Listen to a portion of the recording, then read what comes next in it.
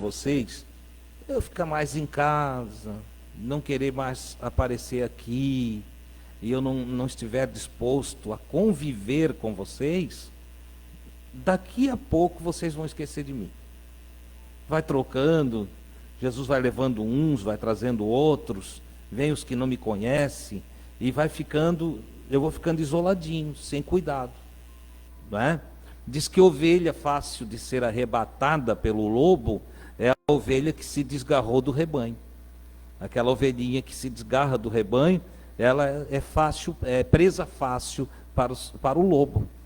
Por isso mesmo o Senhor Jesus diz que se tiver alguém que tem 100 ovelhas, ele deixa as 100 juntinhas no deserto e sai à procura da que se perdeu, né? Vai atrás, ele deixa 99 ali e vai atrás daquela que se perdeu, porque ele sabe que a ovelha sozinha não tem proteção, ela precisa estar reunida, ela precisa estar no grupo, né? Se envolver, estar no meio, estar junta, porque então aí forma-se uma grande proteção. Que Deus nos ajude nesse sentido, que nós possamos ter esse entendimento, a fim de cada vez estarmos mais juntos, aprendermos mais, e mais do que tudo, nos exercitarmos naquilo que é a vida cristã. Fazer o exercício, porque não é só receber, é também a disposição da doação. É eu ter disponibilidade em mim, de amor, de caridade, de misericórdia, de piedade, para distribuir do que recebo, para dar aos que precisam, entende, de ajuda, seja conselho, seja oração, seja o repartir do pão, seja o repartir das vestes, né? Ou do que possuo, dos bens que eu tenho, né? Se tenho muito, que eu tenha consciência de que aquele que não tem nada pode pegar um pedacinho, receber um pouquinho do que eu possuo, ele vai ser ajudado. Amém? Isso é ser cristão. Está distante do que se vê atualmente, porque parece que atualmente a vida cristã se resumiu à pregação da prosperidade, à pregação, né, isso da teologia da prosperidade. E a teologia da prosperidade é uma coisa muito absurda. Entende que inventaram nas falsas igrejas para poder arrecadar, né? É um toma lá, dá cá. Olha, faz um sacrifício aí, dá 100 que Deus te dá 1000. É isso que eles ensinam por aí. E isso é uma mentira absurda. A vida cristã não deve ser vivida dessa maneira. Primeiro, que ninguém compra Deus. Sempre citei aqui o texto em que o salmista diz: do Senhor é a terra e a sua plenitude, e todos os que nela habitam. Então, isso aqui é só uma forma do salmista dizer assim, ó, tudo é de Deus. E o que eu vou dar para ele, para que depois ele me retribua? O que eu vou dizer? Ó, Deus, eu vou te dar um cabritinho aí, para depois tu me dar um rebanho. Não, o cabritinho que eu vou levar já foi ele que me deu. Já é uma doação dele, foi ele que criou, foi ele que disponibilizou para nós. Certo? O que? Ah, Senhor, eu vou construir e vender. Se tu me abençoar muito, eu vou dar uma casa para ti. Ora, tudo que eu tiver dentro da construção veio de Deus. Desde o barro que forma o tijolo, até a energia que me levou à capacidade de ter força para construir, veio de Deus. Ou seja, eu não tenho nada para dar para ele. Na verdade, eu sou um pequenininho, filho do Altíssimo, que recebeu por herança todas as coisas, até a própria vida. Não é maravilhoso? A gente respira gratuitamente. E ele não cobra nada. É doação dele, é graça dele. Então não tem nada que eu possa trocar com Deus. Não caia nessa armadilha de querer barganhar com Deus, trocar com Deus alguma coisa. Deus não precisa de barganha, Deus não precisa de nada disso. Agora você quer ver Deus feliz? Aí é outra coisa. Você quer que Deus olhe para você e se regozije como um pai que tem um bom filho, uma boa filha, e esse filho, essa filha chega em casa com as notas mais altas no boletim do colégio? Eu li o boletim da Bruninha essa semana, tá nota 1000 aquele boletim lá, né? É extraordinário. E eu disse, poxa, é assim que Deus se sente, como eu estou me sentindo agora, quando a gente faz as coisas certas, quando nós repartimos com o nosso irmão. Papai do céu fica feliz quando eu te ajudo. Se eu quero alegrar a Deus, eu tenho que tratar bem as pessoas que estão em volta de mim. Se eu quero alegrar a Deus, eu preciso promover uma vida de comunhão na minha casa. Se eu quero satisfazer o Altíssimo e deixar Ele contente, vamos usar essa expressão assim, se eu quero deixar Deus satisfeito, se eu quero fazê-lo sorrir, se eu quero fazê-lo se mexer no trono da sua glória, cheio de animação, ao olhar os filhos dos homens, que Ele encontre em mim, que Ele encontre em você, a disposição de amarmos uns aos outros, de abraçarmos uns aos outros, de ajudarmos uns aos outros, porque essa é a essência do Evangelho de Jesus. Qualquer outra coisa é bobagem, qualquer outra coisa não faz sentido. Mas, irmão Adilson, e como é que fica aquele negócio lá, então, de a gente dar alguma coisa, pagar um preço, ir para a fogueira não sei do que, ir para não sei mais o que, e sair de lá assim, carregado de bênção? Como é que fica? Você já ouviu falar de Papai Noel? Já? É verdade? Não, é fábula. Você já ouviu falar de coelhinho da Páscoa colocando ovinho? Você ouviu? É verdade? Não, é fábula. Isso aí é tudo história.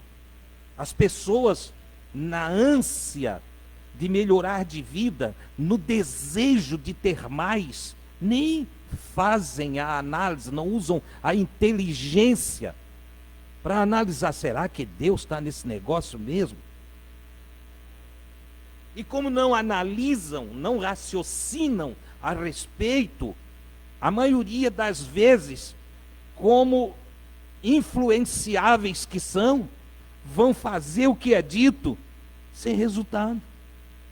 Ah, irmão, mas eu vi na televisão vários resultados. Eu também. Antes de eu vir para Itajaí, eu encontrei um amigo, ele estava morando em Pissarras. Ele era meu amigo de longas datas. E então, como estávamos vindo para cá, resolvi visitá-lo ali em Pissarras. Liguei para ele, pedi o endereço dele, fui visitá-lo. E ele estava felicíssimo da vida. Fazia 3 meses que ele tinha comprado uma propriedade, arrumado tudo, feito uma oficina, e segundo ele era tudo o resultado da campanha que fez, vou usar isso aqui assim, entende? Doando uma outra oficina que ele tinha lá no Zinco. E ele doou uma oficina que ele tinha lá, e consequentemente agora, segundo a percepção dele, Deus tinha dado tudo aquilo ali para ele. Aí eu disse, sim, mas você não deve nada? Não, eu estou pagando o terreno, estou pagando o ferramental, estou pagando esse carro porque no negócio eu tive que dar o meu. Enfim, ele estava pagando tudo, ele não tinha ganhado nada. Ponto 1. Vim para Itajaí.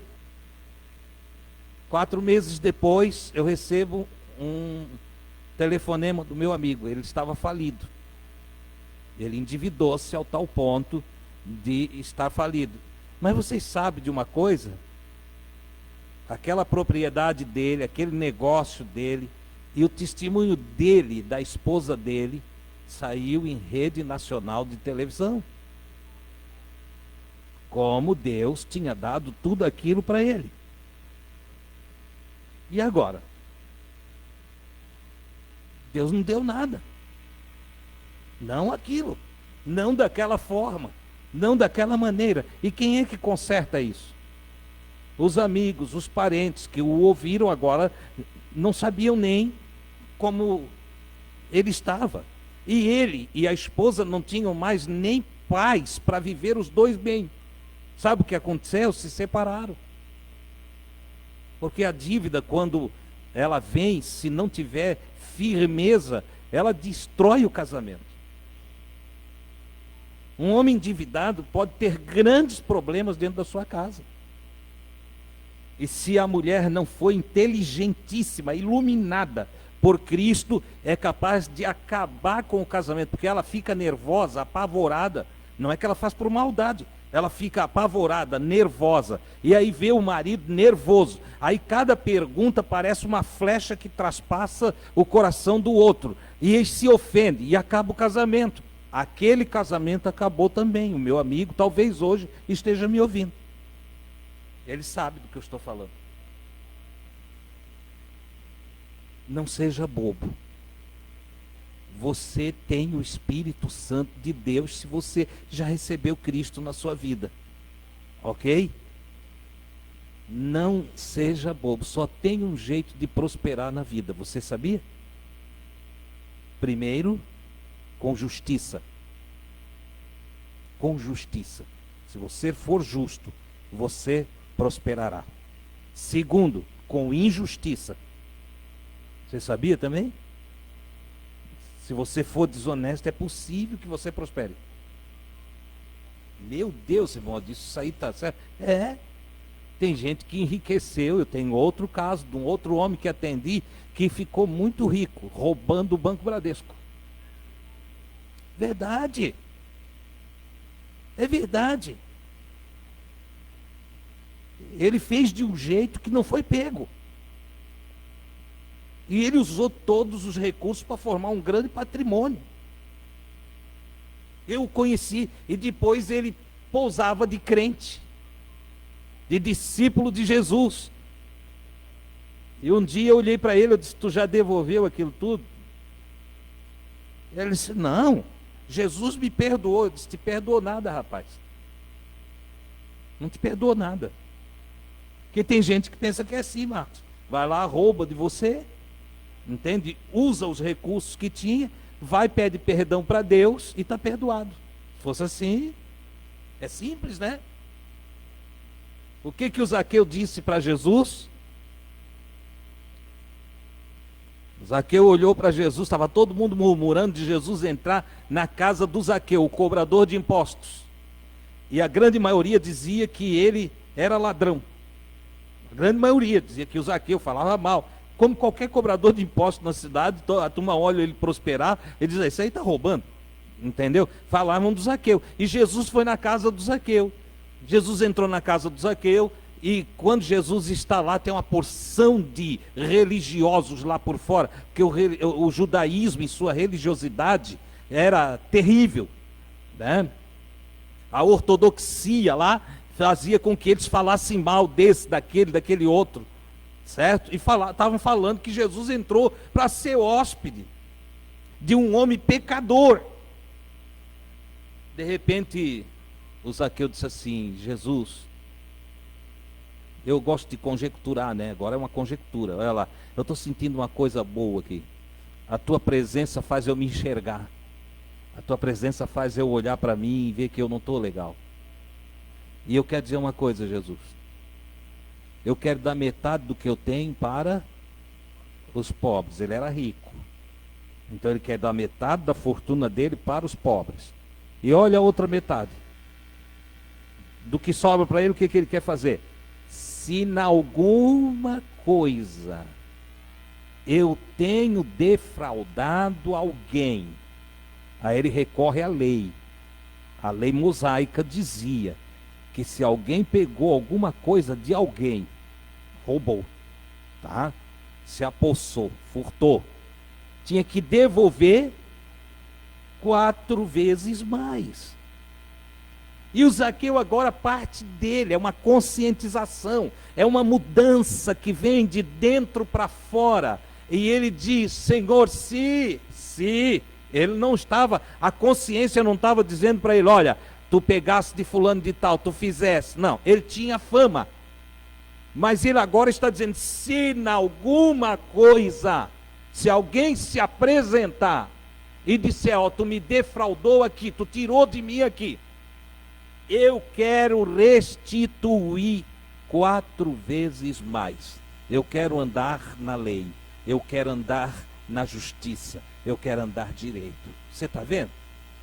Então tem 2 formas de prosperar: de forma injusta, o que é muito dolorido, é muito ruim, e que causa má fama, e que faz o sujeito ter um fim horrendo, ou pela justiça.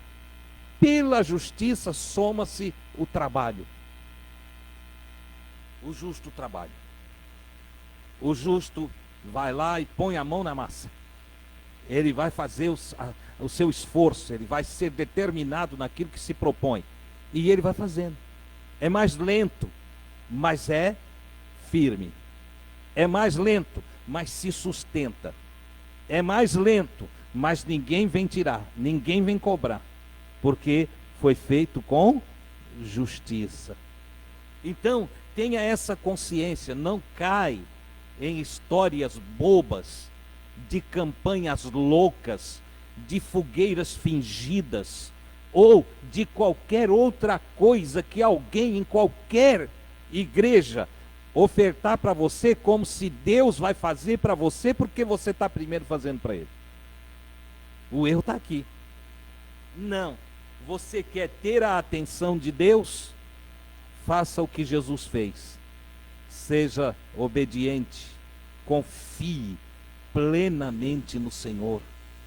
Coloque o teu coração diante de Deus e diga para Deus: Deus, eu confio em Ti. Nem sempre eu te entendo, nem sempre eu consigo alcançar a grandeza do Teu ser na minha compreensão. Eu não consigo, Senhor, às vezes entender os Teus feitos, que são maravilhosíssimos, e às vezes eu fico tão aquém, até porque sou pequeno demais e materialista demasiadamente. Desde que nasci fui treinado para depender da matéria. E Tu, Senhor, és tão elevado, estás nas dimensões imateriais, estás entronizado nos céus, na imatéria.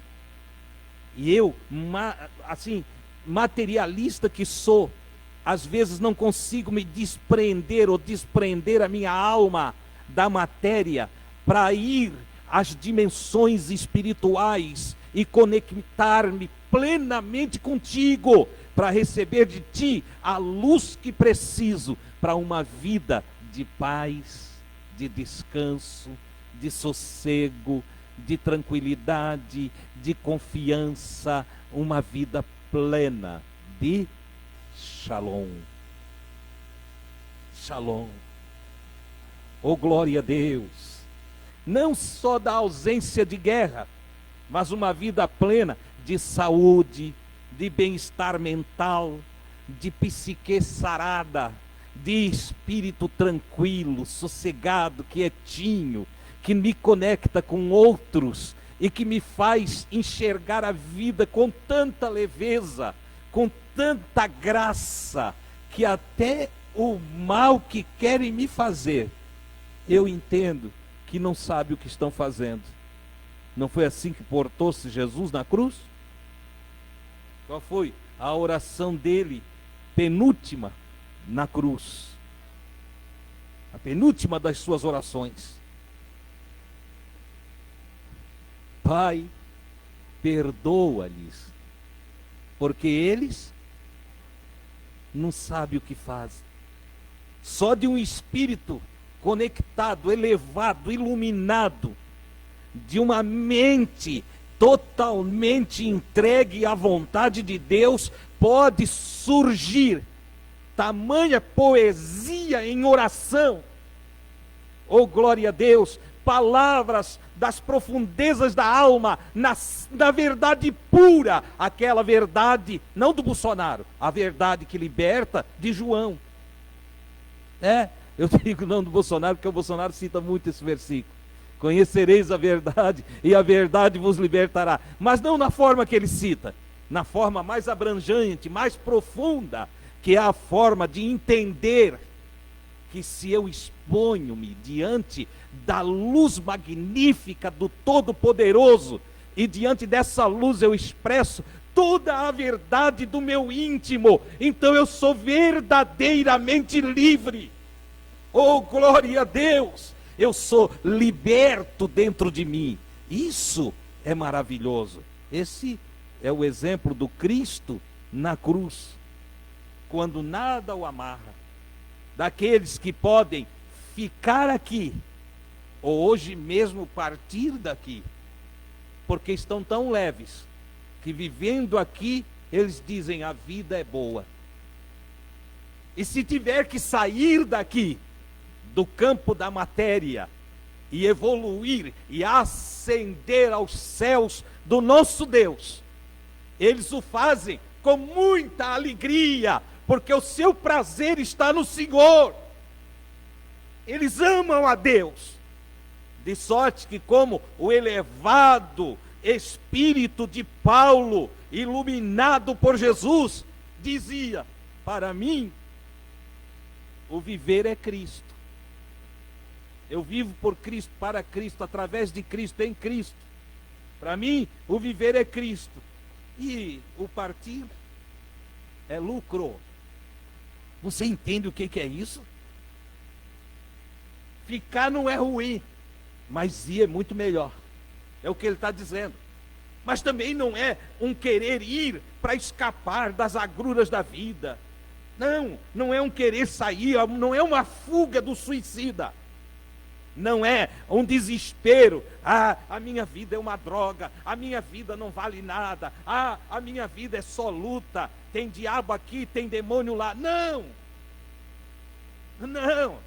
é o querer ir de quem tem Deus o tempo todo, e que se deleita em Deus, que se alegra em Deus, que tem prazer em Deus, e que sabe que quanto mais perto de Deus chegar, melhor a vida será. A vida é boa, porque o Senhor está conosco. Aleluia! Como disse o salmista: ainda que eu ande pelo vale da sombra da morte, eu não temerei nada, porque tu estás comigo. Não vou temer, porque tu estás comigo. Ponto. Essa consciência da presença de Deus é que nos faz diferentes, é que nos torna cristãos de verdade. Não alguém pertencente, membro do cristianismo, dos rituais das igrejas, seja ela católica, evangélica, protestante ou outra coisa que surja. Agora tem o neopentecostal. Não é isso que faz a diferença. Não é uma igreja nova que me condiciona a uma vida maravilhosa. Não. O que me traz uma vida sensacional, uma vida que é vida, eu gosto de falar, vida de verdade, vida abundante, como dizia Jesus, né? Vida abundante, vida que flui, vida dentro da vida.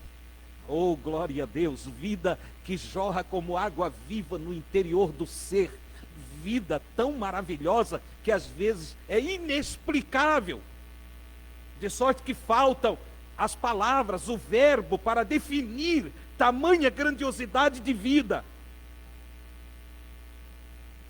Estes são os que praticam a vida com Deus e que percebem Deus presente aqui na terra.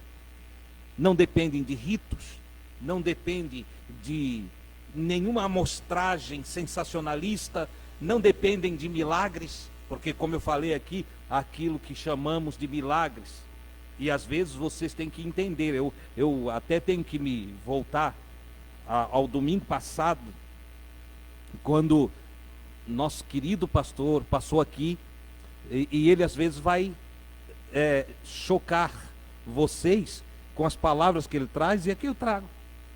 Porque ele está treinado dentro da religião. Ele está treinado dentro da teologia sistemática, da visão desse macromundo religioso. E nós é que temos que amá-lo, temos que respeitá-lo, temos que entendê-lo. Quando em algum momento não convergir a mesma palavra, porque eu tenho que suportar. Eu que já aprendi mais do que os meus netos, preciso suportá-los quando eles não alcançam o meu entendimento. Eu preciso me curvar e trocar a linguagem, voltar à linguagem infantil, tratar de criança como criança, para então, quando aproximar-me do adulto, voltar a tratar de adulto para adulto. Você está entendendo o que eu estou falando? Estou fazendo uma analogia. Às vezes, quando tivermos aqui um pastor bem intencionado, um amigo, talvez ele fale diferente de mim, porque ele está vindo de uma escola que nós não temos tido aqui. Deus nos agraciou de nos aprofundarmos dentro das palavras de Cristo de tal maneira que nós estamos lá na frente. Só que a gente tem que lembrar de onde veio. Nós precisamos lembrar de onde saímos. E mesmo entre nós, é possível que tenha alguns que ainda não alcançaram o entendimento que nós já alcançamos. Aqui dentro a congregação é diversificada, é como uma família. Tem o que já cresceu muito, tem o que ainda é jovem, e tem aquele que é criancinha, e tem o que nem engatinhou ainda. Não é assim? Essa é a família de Deus. Nós não estamos todos do mesmo tamanho.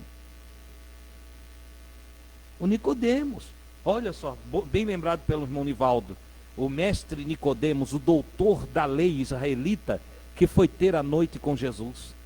E chega lá, ele faz pergunta de menino. É porque ele pergunta para Jesus quem é o meu próximo. Olha que pergunta para um doutor da lei. Eu não quero nunca imaginar que o Nicodemos estava tentando Jesus. Não, eu quero pensar que ele estava perdidinho mesmo. Quem é o meu próximo? É o da nossa igreja? O meu próximo é da minha família? O meu próximo é quem? Jesus conta a história que nós conhecemos como história do bom samaritano, né? Para definir quem é o próximo. Diz que próximo é aquele que passando vê o carente, o necessitado, o caído, o enfermo e o ajuda. Esse é próximo. Esse é o próximo. Obviamente que o mais próximo está em casa, né? Mas o que é de fora, que está longe, também não isenta a minha prática de amor. Porque tem gente que só os nossos. Um dia, às vezes, quando é para ajudar, já teve irmão que disse para mim assim: não, eu ajudo com comida, com dinheiro eu não ajudo. E eu fiquei olhando para ele, disse, coitado, ele nunca precisou comprar um remédio. Ele não paga energia nem água. Tem hora que precisa o dinheirinho também. Às vezes ajuda é com dinheiro. Você entende? Tem hora que o irmãozinho lá tem comida em casa, ele tem a comidinha, ele tem o arroz, ele tem um franguinho ou um ovo, tem o feijãozinho, tem a farinha, o açúcar, o café, mas ele não tem o dinheirinho para pagar a energia. Deu problema lá na empresa. Ou ele é um autônomo que está ali uns 30, 40 dias sem ter um trabalho. O que a gente faz? Deixa ele ficar no escuro? Não deixa ir água para a casa dele? Ele tem que carregar de baldinho da casa do vizinho? Não. Vamos ajudar ele, é nosso irmão. É nosso irmão. Obviamente que quando eu falo de ajuda, teve uma pessoa que me perguntou assim: sim, vocês ajudam todo mundo? Eu disse: não. Nós só ajudamos aquele que é o próximo. Jesus mandou amar o próximo. Eu não saio por aí procurando gente para ajudar. Porque se eu sair por Itajaí, não precisa nem ir longe de Itajaí, procurando gente para ajudar, eu não vou ter condição de ajudar. Não. Então a lei de Deus é perfeita. Ama o teu próximo. Entendeu? É o que está pertinho ali.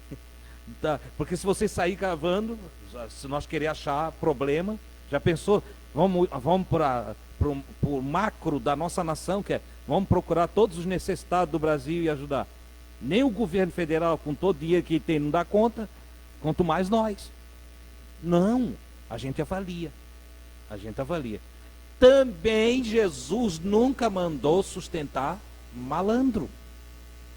Não. Aí nós temos que recorrer ao ensino apostólico daqueles que estiveram próximos do Cristo. E Paulo é um dos destaques de orientação para a igreja. E ele diz assim: o que não quer trabalhar, não coma. É porque se ficar com pena de malandro, a gente trabalha para o outro, né? E não é para... O malandro, o Salomão já escreveu no livro da sabedoria, que é o livro de Provérbios, e ele disse: olha, vai ter com a formiga, ó preguiçoso, vai fazer universidade no formigueiro, né? Vai lá, vai ter com a formiga, ó preguiçoso, observa os seus caminhos e ser sábio. Você aprende com elas. O que elas fazem? Elas ajuntam no verão para ter recursos no inverno. Verão, tempo bom. Inverno, tempo difícil. Verão, bonança. Inverno, escassez. Então, ele manda para essa universidade do micromundo do divino, do exército de Deus, as formigas. E ele diz: aprende com elas, examine os caminhos dela, observa os caminhos, vê como é que ela faz. Ela não para, trabalha. Ó, tempo bom, vão trabalhar. Entende? Mas não é para esbanjar, para esnobar, para... Não, ela nem compra roupa nova.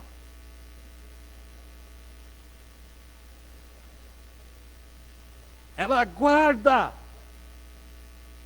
Elas saem juntando, trabalhando e catando e conversam uma com a outra, são unidas. Quando uma não consegue carregar, ela chama a outra: vem cá, me ajuda, nós temos que guardar, vamos juntar. E quando vem o tempo ruim, o inverno, as chuvas, ela tem em depósito. Olha que coisa extraordinária. Por isso que eu amo as Escrituras, porque ela ensina tudo. Ela ensina até ficar rico. Entendeu? Não é com campanha, não é magia. Como é que eu posso ficar rico, irmão Adilson? É só tu ler o Provérbios. Lê o livro de Provérbios. Oh, vai ter gente que vai decorar o livro de Provérbios. Entendeu? Coisa boa para incentivar a ler a Bíblia, né? Lê o livro de Provérbios, ele ensina como enriquecer. Uma das lições está aí. Sentar perto do formigueiro. Não é aquele negócio de sentar no formigueiro, senão você vai morrer. É pertinho ali, bota uma banquetinha e fica observando o caminho das formigas, que vai ter sabedoria ali.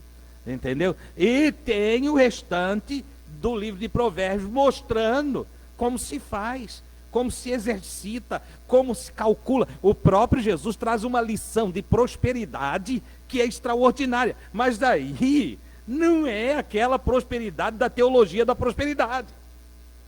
Ele fala de, antes de fazer as coisas, desenhar, fazer o projeto. Entendeu? Antes vai lá, pega o projeto, dá uma calculada, vê se você tem como começar e acabar. Quanto você tem para começar, quanto tem para a etapa intermediária e quanto você tem para acabar, o acabamento. Ah, não, eu fiz o cálculo, só dá para ir até o meio. Então não começa. Não começa. Ah, não, mas eu vou metendo a cara, eu tenho fé, irmão. Eu faço a campanha das 7 sexta-feira e aí vai entrar o dinheiro. Que problema. O que tem de gente endividada por causa dessas 7 sexta-feira. Entendeu? Não, eu boto meu carro na mão do Senhor, eu dou para missão e vai entrar o restante. Não faz isso, que tu vai andar a pé. Olha que eu estou te avisando. Esse que está aqui vos fala, um dia disse para um pastor.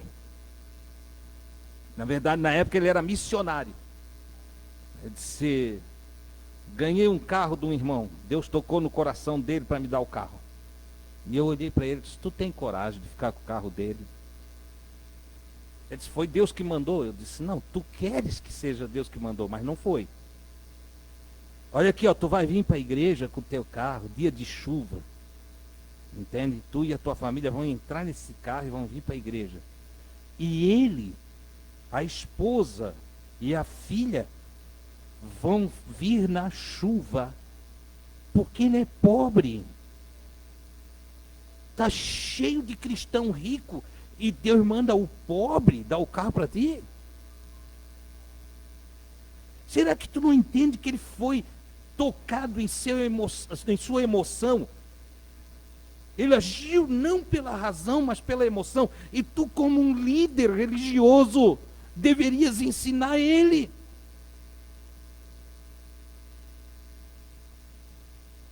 Sabe como é que ele foi embora? Dizendo que eu estava sendo usado pelo diabo.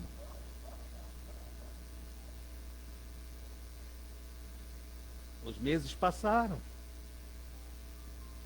E aconteceu exatamente o que eu disse. Eu falei dos dias de chuva, não falei dos dias de pó. Era num lugar, eu não vou dizer o nome do lugar, porque senão os que conhecem ele vão saber que eu estou falando dele. E eu não quero isso. Mas era num lugar de muito pó, estrada de chão. Silvio acompanhou, né? Aí passou o irmão de carro com a família, vamos para a igreja. E o outro a pé com a família dele, o missionário de carro. E o irmão a pé com a mulher, tadinha, quase não tinha força mais, entende? E a filha indo a pé, todo empoeirado, com o carro que ele deu para o missionário. O carro do missionário fazia poeira para eles. Uma injustiça sem tamanho, por falta de entendimento, por cristãos que não observaram a palavra de Deus. O tempo passou e dentro do que eu acompanhei para mais de 4 anos, aquele irmão nunca teve um carro de novo. Você entende o que é isso? Um dia eu estava trabalhando no meleiro e chegou um irmão muito querido, pobrezinho. Ele alugava as terras de um homem mais rico para plantar milho. E lá também a cultura era fumo, plantava o fumo e depois do fumo vinha o milho e tal. E era como ele ganhava o sustento dele, eles compravam as coisas a cada 6 meses. E um dia ele chega lá em casa. Ele tinha ido lá em casa, tomado um café e viu que eu não tinha aparelho de som. Eu nunca fui assim de escutar música em casa. Sou muito... Não gosto de ler. Não é o meu hobby não é escutar música. E aí o irmão chegou lá, não viu aparelho de som, não viu nada, foi para casa. Naquela época que um pobre que conseguia aquele 3 em 1, né? Aquela coisa monstruosa lá, né? Hoje é monstruosa, mas na época, aquilo, quem tinha um daqueles, já tá bem aí a coisa, hein? E ele foi para casa e trouxe o aparelho de som daquele e disse, irmão, Deus mandou eu dar para o irmão esse aparelho de som. Eu disse, meu querido, não, você não pode dar isso aí para mim. Não, irmão, Deus mandou eu dar para o irmão. Está certo, então. Se Deus mandou dar, eu não posso rejeitar. Então é meu. Você acabou de me dar, é meu. Bonito, hein? Ele disse, irmão, é de todo o coração. Eu disse, está certo, agora é meu. Mas faz o seguinte, quando Deus manda a gente dar alguma coisa, é porque Deus vai dar outra para a gente. Deus vai dar outra para nós. Se Deus mandou, pode ter certeza que o Senhor vai dar outra para nós. Eu disse, então pega esse aparelho de som, que é meu agora, e guarda lá na tua casa. Quando o Senhor mandar o outro que vai vir para ti, tu traz o meu de volta, tá bom? Fica lá, até hoje.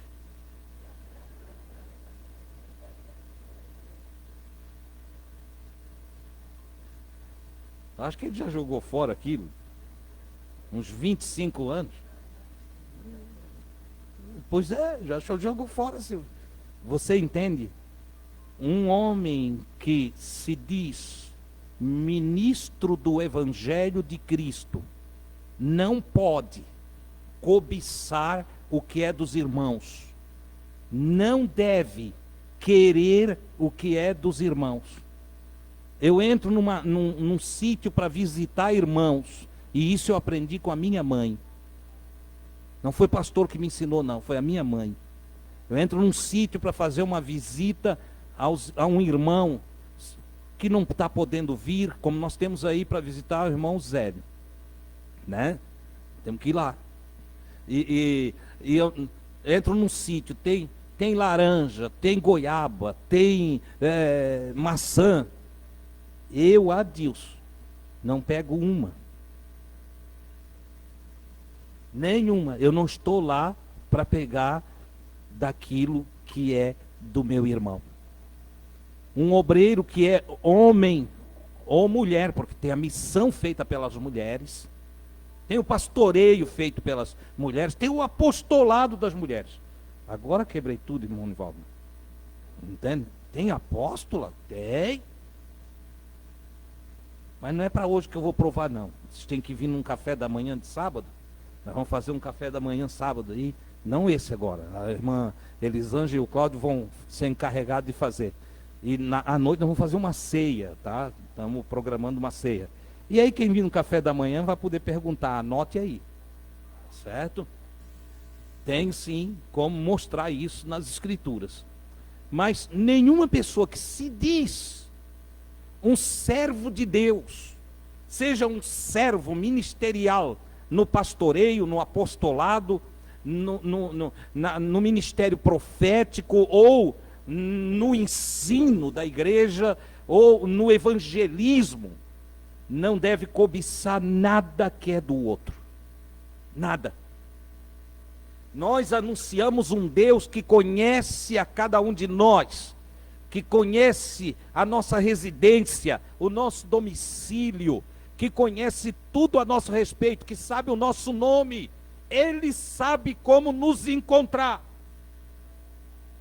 E não é na hora do exercício ministerial, onde as pessoas estão quebrantadas e os espíritos estão pacificados, que um homem deve usar do ministério para pedir alguma coisa para os irmãos. Porque a tendência dos irmãos doar é total. E doar sem análise, doar sem ver se pode doar, levado pelo impulso emocional. E isso não agrada a Deus, porque nosso ministério não é para pegar o que é de vocês. Não, eu estou aqui, Adilson, estou aqui, Jair me ajuda, Nivaldo me ajuda, e tantos outros irmãos que aqui estão, que me ajudam. Nenhum de nós está aqui para receber algo de vocês. Nós estamos aqui para doar para vocês. Nós viemos aqui porque amamos vocês. Nós queremos que vocês aprendam a viver a vida que Deus tem dado para nós. Nós queremos que vocês sejam felizes. O nosso desejo é que vocês tenham em casa o amor de Deus no coração, e que vocês sejam felizes dentro da casa de vocês. É uma alegria para nós quando vocês aprendem a palavra do Senhor e vocês prosperam pelo trabalho, pela justiça, pela dedicação no que fazem. É alegria para nós quando nossos irmãos estudam e, ao estudar, se destacam nas várias áreas da vida social. É prazeroso para nós quando nós vimos as habilidades que Deus tem dado a cada um de vocês, para vocês ser o melhor do melhor naquilo que realizam, não por orgulho, mas por amor ao que fazem e por amor aos vossos irmãos. Então valeu a pena o nosso ministério. Não estamos aqui na busca de recursos materiais, não. O Senhor cuida de nós. É verdade que muitas vezes, o Senhor, sabendo das minhas necessidades, levou pessoas à minha casa para me ajudar. Não foi uma nem duas vezes, foram muitas vezes. Pessoas que chegaram lá, disseram: Adilson, eu senti de te presentear com isso aqui. Mas aí não era dentro de uma reunião onde foi instigada a oferta, nem onde foi... Só para vocês terem uma ideia, tem um profeta de Deus, o Eliseu, que foi responsável pela cura de um leproso. Ele disse para o Naamã como o Naamã fazer, e mergulhar nas águas do Jordão para ser sarado. E o Naamã fez. ainda que meio incrédulo que aquilo pudesse sarar ele da lepra, ele foi lá e fez como Eliseu falou. E quando ele deu o 7º mergulho, a sua pele tornou, diz a Escritura, como de uma criança. Isso é claro uma hipérbole, é uma forma de dizer a pele ficou lisinha, limpa, bonita. E o Naamã ficou tão agradecido, tão feliz. Ele tinha vindo com uma carruagem cheia de preciosidades, de tesouros, de riquezas. E ele voltou à casa do Eliseu para agradecer e para presentear o Eliseu. O Eliseu nem quis ver ele. Olha aí um homem de Deus. O Eliseu nem quis ver ele. Mandou o seu moço dizer, diz para ele ir embora. Porque o Eliseu não queria que ficasse registrado, não queria que ficasse dentro do consciente daqueles homens que o poder da cura está relacionado à capacidade de ganhar dinheiro. Então Eliseu agiu corretamente. Se orei por você e você foi curado, e agora você quer me presentear, eu não quero o seu presente. Não quero, não é hora de presente. O Eliseu disse, é isso hora para receber presente? O que eu te fiz? Eu não estou só te anunciando as palavras de Deus, eu não estou só entregando para ti a mensagem do divino. Como é que agora, já é um presente eu poder estar aqui e falar para você das grandiosidades das coisas de Deus, das maravilhas do Senhor. É um privilégio eu poder te dizer como viver, por que caminho andar, de quem se aproximar. É um privilégio poder iluminar os olhos do teu entendimento com a palavra do Evangelho. Então, não há mais nada que se fazer em pagamento, em recursos. Não, Deus não me chamou para ser um pastor milionário, eu nunca vou ser. E sabe por quê? Porque eu nunca vou querer nada de vocês, nem de vocês, nem de outros povos a quem já atendi e já atendo. Não, não. Nossa missão é ser conforme Cristo. Isso é o que eu ia pregar hoje à noite, mas agora não vou pregar mais. Já preguei de outra forma. Mas a mensagem de hoje, se Deus quiser, nós falamos no próximo domingo. Se Ele não quiser, falamos de outra coisa. Mas a mensagem de hoje, a temática que pedi para o Diego colocar lá, é assemelhando-se a Cristo. Durante essa semana, veio ao meu espírito uma indagação, uma pergunta. E a pergunta que me veio é: tu és parecido com Jesus? É interessante porque daí, depois dessa pergunta vir para mim, eu disse, tu és semelhante a Deus, tu és semelhante a Jesus? Depois dessa pergunta vir para mim, eu fiz ela para algumas pessoas. E eu descobri que a maioria das pessoas ficam assustadas. As pessoas dizem, mas como? Eu não sou. Mas tu não diz que tu é um cristão? Se tu é um cristão, por que tu não é semelhante a Cristo? Se somos cristãos, por que ainda não somos semelhantes a Cristo? Porque talvez nós tenhamos ouvido muita bobagem.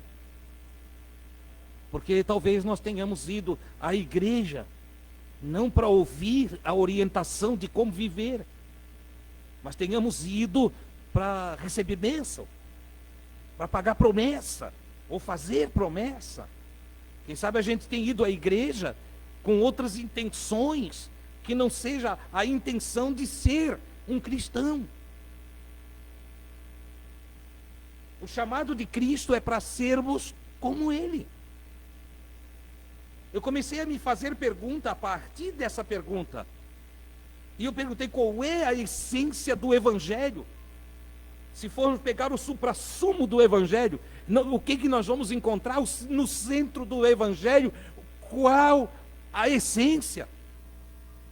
E a resposta é uma só: ser conforme Cristo. Ser semelhante a Cristo. Na expressão plena do Evangelho de João, é poder dizer de Cristo aquilo que Cristo disse do Pai. Cristo disse do Pai: eu e o Pai somos um. E tem gente que mistifica isso e aí muda todo o sentido da coisa. Mas eu não quero mistificar, eu quero que você entenda. Quando ele diz, eu e o Pai somos um, ele está dizendo, eu estou conectado com o Pai, nós estamos andando de acordo. O que o Pai diz é o que eu quero fazer. Como o Pai manda, é exatamente o que eu executo. O que o Pai deseja para a humanidade é o que eu desejo também. Então, neste sentido, eu e o Pai somos um. E aí nós temos que perguntar, e eu e Cristo somos um? Nós estamos na mesma frequência, no mesmo espírito, no mesmo sentimento, no mesmo amor, nas mesmas práticas de vida. Nós estamos dentro do mesmo entendimento, eu e ele somos um. Se a resposta for não, então é preciso se converter. É preciso fazer a conversão. Eu não posso dizer sou um cristão se eu não posso afirmar que eu e Cristo somos um. Se nós temos medo, se nós... Não, mas quem que vai ser como Cristo? Mas o que era Cristo? Antes de qualquer coisa eu preciso responder isso. Quem é Cristo? Como era Cristo? Ora, Cristo, o filho de Maria, abençoado, ungido. Cristo quer dizer ungido. Jesus, o filho de Maria, é o Cristo do Pai.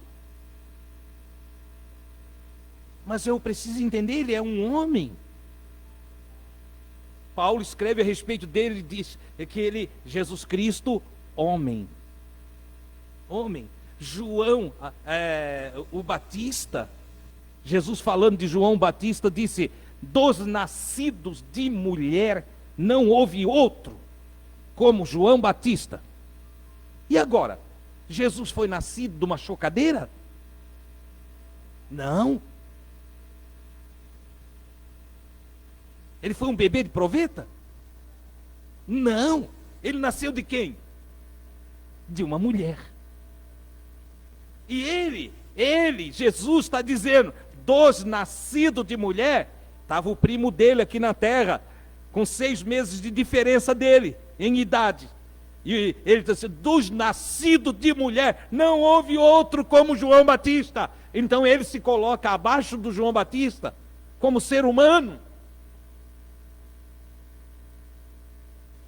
É claro que é grande a sua humildade, o mistério da sua humildade é grande, mas ele diz, João, me supera. João me supera. É por isso que ele pede para o João batizar ele. E ele se coloca no sentido, me entendam, já teve gente que murmurou dessa frase minha. Entende? Porque não entendeu o que eu estava falando. A Bíblia diz na carta aos Romanos que o maior abençoa o menor. Neste aspecto, a Bíblia está dizendo que sempre que alguém abençoa outro, é superior ao abençoado. O pai abençoa o filho, o pai está é superior ao filho. Certo? Está escrito. João batizou Jesus. Neste sentido, João é o mestre de Jesus. Eu não estou dizendo com isso que o João sabia mais do que Jesus, tinha mais revelação do que Jesus, não. Eu estou dizendo que ele, nesse período, e por isso João tinha que morrer para que o ministério de Jesus se destacasse, senão Jesus ia ficar travado pelo ministério de João. Porque ele foi o batizador de Jesus. E neste aspecto, Jesus passa a ser discípulo do João. Você está entendendo o que eu estou colocando? Ficou alguma dúvida aí? Não. tiver dúvida, depois manda lá para mim. Ok? Não, eu estou falando isso porque um outro dia, quando explicava isso, alguém botou lá na internet que eu estava ficando maluco. Desde quando que João era discípulo de Jesus, Jesus era discípulo do João? Eu disse, está exatamente aqui dentro desse termo. João batizou Jesus. Quem é que batiza? O mestre ou o discípulo? O mestre. O mestre é o que batiza. Por isso Jesus disse que dos nascidos de mulher não houve outro como João. Ele batizou o próprio Cristo. Olha que coisa interessante. Então, dentro dessa condição, dessa visão magnífica de espiritualidade, Jesus diz que o João era superior a ele. Por que que nós temos medo de dizer que somos iguais a Cristo?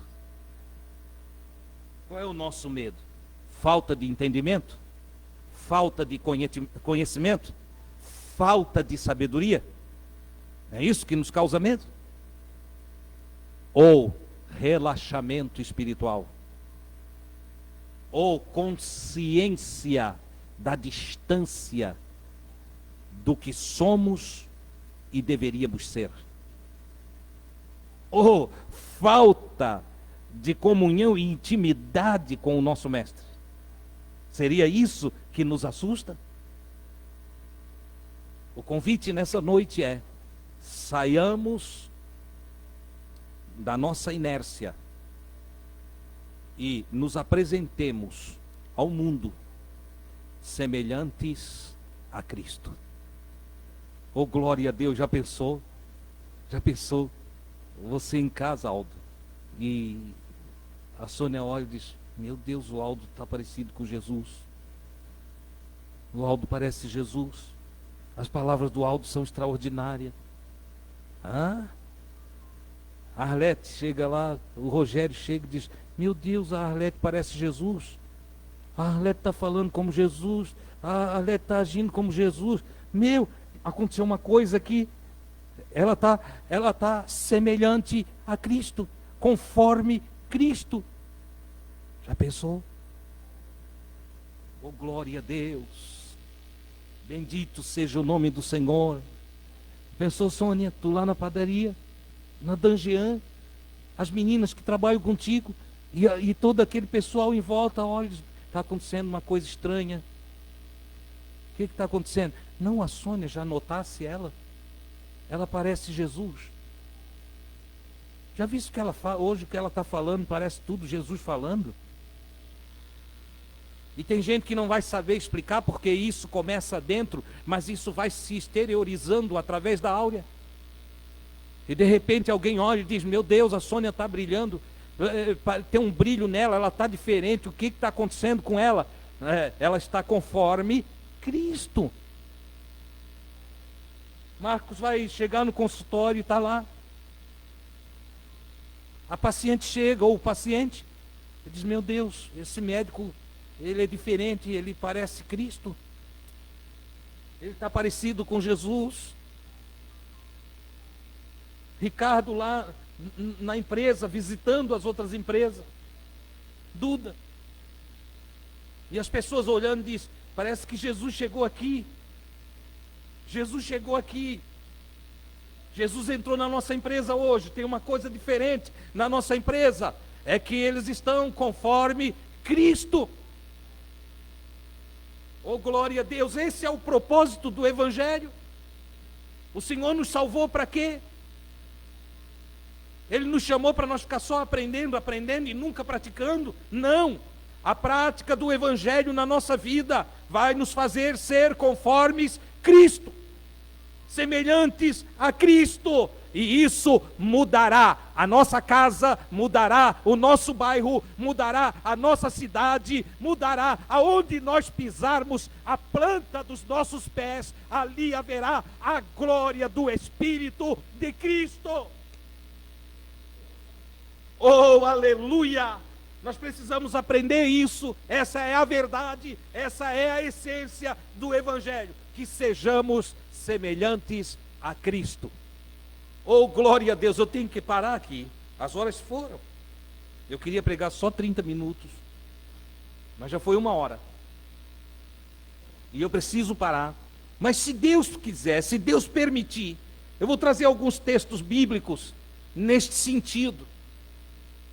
E no próximo domingo, se Deus quiser, e vivermos, eu vou apresentar 5 situações em que todo ser que se diz cristão deve ser conforme Cristo. Deve se apresentar conforme Cristo. Para nosso aprofundamento, isso é para nós. Vocês estão vendo sempre que eu não digo que é você. Somos nós. Todos nós precisamos disso. O mundo precisa conhecer a Cristo. E o modo mais prático e eficaz de o mundo conhecer Jesus é conhecendo-o através da nossa vida, do nosso proceder, das nossas atitudes, do nosso comportamento, do nosso olhar, do estender da nossa mão, que sejamos possuídos pelo Espírito de Cristo. Desse você não precisa ter medo de ser possuído. Que sejamos, ou que seja encarnado em nós o Cristo de Deus, que esteja sobre nossa vida a unção do Todo-Poderoso. Aleluia! Eu quero deixar essas palavras para a vossa meditação. Eu hoje preguei igual Jesus, tá? Você já viram a pregação de Jesus? A pregação de Jesus, ela não passa no crivo da homilética, que é uma das matérias teológicas. A homilética, ela define algumas coisas que a pregação de Jesus não passa. Por exemplo, quando você pega o Sermão da Montanha de Jesus Cristo, você vai ver ele falar de bem-aventurança, vai ver falar de justiça, vai ouvir ele ensinar a orar, mas não segue nada da homilética. Por quê? Porque Jesus vai tratando de casos individuais. Nessa noite aqui, eu percebi que através de minha vida, Jesus tocou em várias áreas da nossa vida. Oh, glória a Deus! E eu espero que cada toquezinho que chegou a você com palavras do Cristo nos meus lábios, possam transformar você. Porque estas palavras que eu estou te entregando, elas já estão transformando a mim. E eu quero para você tudo, mas tudo de bom que tem em mim.